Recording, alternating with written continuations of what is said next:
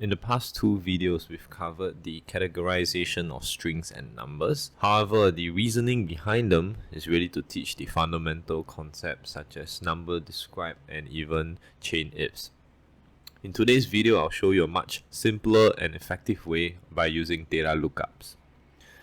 To start off, for data lookups, we need to create a reference table. So this reference table can come from your any kind of data sources such as Excel, from your database, MongoDB, etc.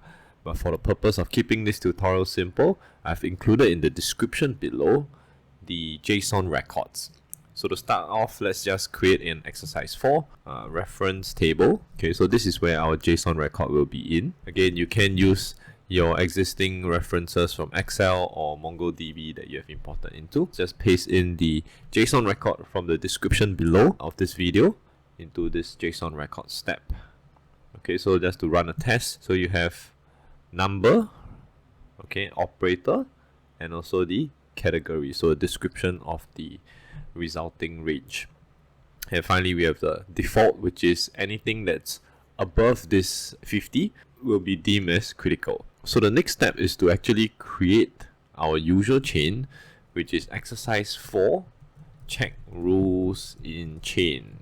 Okay, so as per usual, we'll add in a chain call to retrieve back all the work that we have done in the previous tutorial. Okay, so we'll call exercise 3 string categorization and then just run it to do a test, make sure everything is there. Okay, so the next step actually is quite simple. It's just to put in this check rules in chain step. Okay, we add this in.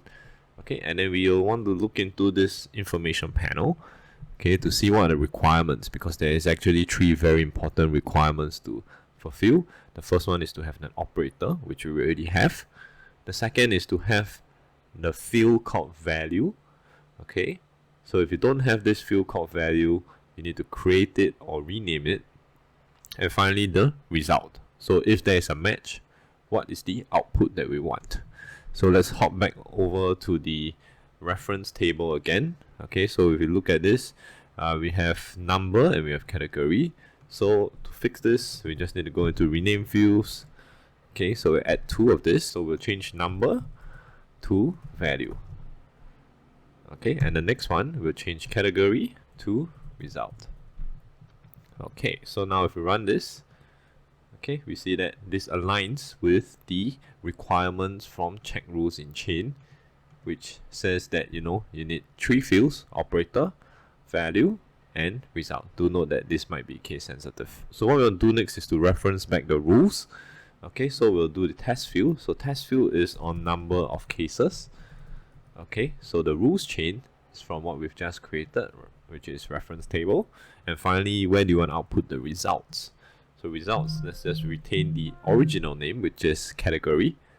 Okay, so this is where the results will be placed. And if I run it, you can see very quickly the category has been populated. Some are critical, some are insignificant. There's one noteworthy at the bottom.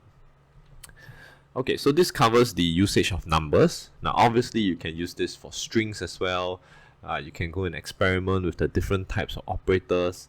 As you can see, we even have operators for exist, for missing, and one of it we use actually is the default, so a catch-all.